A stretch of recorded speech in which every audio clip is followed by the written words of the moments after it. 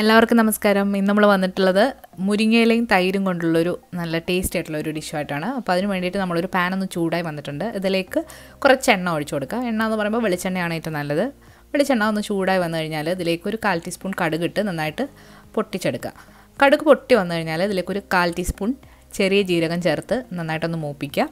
മൂത്ത് വന്നിട്ടുണ്ട്. ഇതിലേക്ക് ഇനി ഒരു ചെറിയ ഉള്ളി പൊടിയായിട്ട് അരിഞ്ഞതാണ്.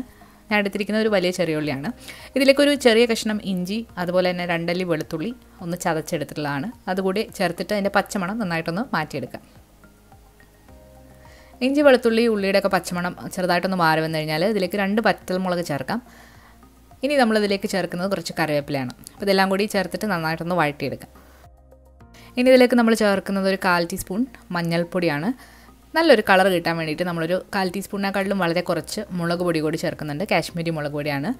ഇനി ഒരു നുള്ളു ഉലുവാൻ കൂടി ചേർത്തിട്ട് അതിൻ്റെ പച്ചമണം നന്നായിട്ടൊന്ന് മാറ്റിയെടുക്കാം.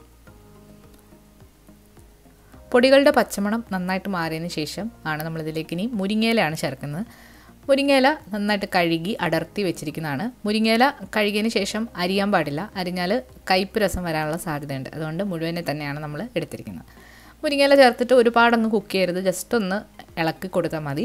ഇനി ഇതിലേക്ക് നമ്മൾ ചേർക്കാൻ പോകുന്നത് തൈര്, കുറച്ച് വെള്ളം കൂടെ ഒഴിച്ചിട്ട് ഉപ്പും കൂടി ഇട്ട് മിക്സ് ചെയ്ത് എടുത്തിട്ടുള്ളതാണ്. തൈര് നമ്മൾ മിക്സ് ചെയ്യുമ്പോൾ ശ്രദ്ധിക്കേണ്ട, ഒരുപാടങ്ങ് ലൂസാക്കി എടുക്കരുത്, കുറച്ച് കട്ടിയിൽ വേണം എടുക്കാനായിട്ട്. നന്നായിട്ടൊന്ന് മിക്സ് ആക്കി കൊടുക്കുക. തീ ഇപ്പോൾ കുറച്ചിട്ടാണ് നമ്മൾ ഇട്ട് കൊടുത്തിട്ടുള്ളത്. ഉപ്പ് നോക്കിയിട്ട് അഡ്ജസ്റ്റ് ചെയ്യാം. തൈര് ചേർത്ത് കൊടുത്തു കഴിഞ്ഞാൽ ഇത് ഒരുപാട് ചൂടാക്കരുത്. ചെറുതായിട്ടൊന്ന് ചൂടായി വന്നപ്പോഴത്തേക്ക് നമുക്ക് തീ ഓഫ് ചെയ്യാം. ഉപ്പ് കുറച്ചുകൂടെ ഒന്ന് ഇട്ട് കൊടുക്കാം. അപ്പോൾ വളരെ ടേസ്റ്റി ആയിട്ടുള്ള ഒരു ഒഴിച്ചുകറിയാണ്. തേങ്ങ ഒന്നും അരയ്ക്കാതെ നല്ല ടേസ്റ്റി ആയിട്ടുള്ള മുരിങ്ങയില മോരുകറി ഇവിടെ റെഡി ആയിട്ടുണ്ട്. ചോറിൻ്റെ കൂടെ നല്ലൊരു കോമ്പിനേഷനാണ്. അപ്പോൾ എല്ലാവരും ഒന്ന് ട്രൈ ചെയ്ത് നോക്കുക. അതുപോലെ ഈ വീഡിയോ നിങ്ങൾക്ക് ഇഷ്ടമായിട്ടുണ്ടെങ്കിൽ ലൈക്ക് ചെയ്യാനും ഷെയർ ചെയ്യാനും മറക്കരുത്. പുതിയ റെസിപ്പി വീഡിയോകളുമായിട്ട് നമുക്ക് വീണ്ടും കാണാം. താങ്ക്